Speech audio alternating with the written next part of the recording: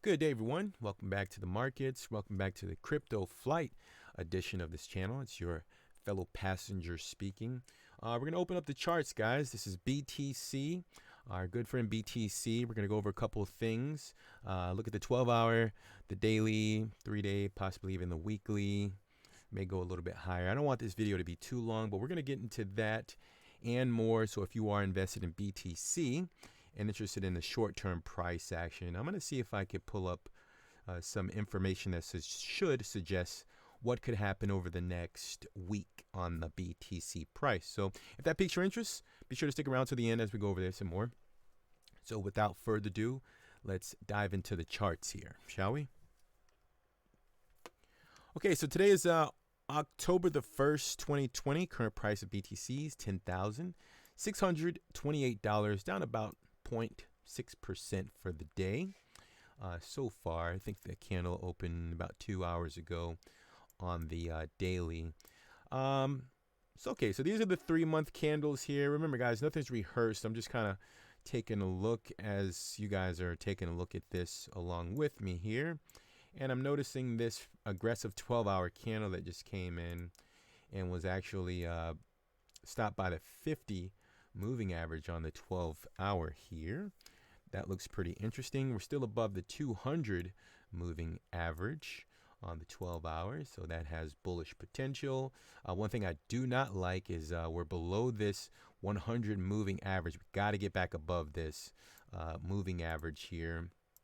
And I'm not too much of a moving average fan, I'll be totally honest with you guys, but I do want to point out one thing just to show you kind of the reason why it's probably in BTC's best interest to get back above that 200 moving average is because if we take it over here to back in history, notice when we got below that 200 orange line there, it's a pretty catastrophic move to the downside after breaking below the 200 is red, right? We're below the orange line right here, which is the 100 moving average on the 12-hour. And of course, when we broke below that 200, it got really nasty to the downside. So that's something to, consider as we continue to entertain this cryptocurrency here. So we got a pretty tight range here. I'd say that range is going to be within 10,500 up to about 11,000. So that's a $500 range. That's going to be pretty important for the price action here. And let's just pull up the stochastics to see if we're getting a recharge. That could suggest that, we need to go back to the upside. We got the blue leading the red down, so that has bearish potential. I honestly think we're going to be stuck in this range for some time, potentially at least up to 3 days, honestly, before we can either break above this 100 moving or below this 200 moving average here. So things are going to probably get pretty tight here in the short term. So we'll just keep our eye on that. One thing I'm also seeing is that the previous level of resistance is somewhat getting some respect here. If I could just put a line on the chart, this was the previous level of resistance, and which looks like it wants to act as support here in the short term, right? We got a little bounce off the $10,500 level, which is actually, my opinion, a good place to be above 10,500. I'll admit that. See here. So let's just move it on up to the 1 day, see if we can see anything else different. Okay. So that's a reversal candle there. Whoa. Okay, hang on, guys. I'm seeing something here on the daily, because you guys know how I look at these candlesticks in volume comparisons, and yeah, guys, it looks like we may have some bullish potential in the charts here from a 1 day's perspective. Now, from what I'm seeing on the chart here, it looks as though, yeah, if 10,500 is respected here in the short term, we could have some more bullish potential. Well, excuse me, to the upside, more bullish potential to at least carry the price up to $11,000. And I could see that pretty clear on the chart that, yeah, if 10.5 is respected, we should make our way back up to $11,000. Well, BTC rather. So I'm going to be taking, oh God. Sorry, guys, that was really, really awkward. I was just about to sneeze, so just bear with me here. So that's what I'm seeing on the daily here. Actually, the daily looks pretty. Yeah, the daily looks pretty good. Actually, the daily looks like it has bottomed out here in the short term. 10.5 and 10,200 being in an extreme case if we get a little bit more downside momentum. I'm going to be taking that into consideration. 10.2 as an extreme case scenario. But yeah, as far as the volume that I can see here, it looks like 10.5 may hold here in the short term, and we should at least see a move up to 11,000 at some point within the next. I don't really know how to predict the times here, guys. Let's just call it a week. Okay. I think we already looked at the stochastic. Yeah, so the stochastic looks kind of weird, actually. Actually, the stochastic is looking a little bearish, a little bit bearish tendencies. I'll be honest with the stochastics here, guys. Yeah, just my way of looking at this. It looks a little bearish. Let's look at the 3 days, see if we can see anything else. Just kind of get an overall look of what could possibly happen here on the charts. Okay, so the 3 day looks like looks pretty interesting. We got about less than 24 hours to close on this 3 day here. And let's see, volume. Yep. Okay, so the same thing. I mean, if 10.5 holds, there is a chance, not guaranteed, that the price could make it back up to 11,000 here in within a week, right? I could be wrong about that, but that's what I'm seeing here from a chart candlestick charts perspective.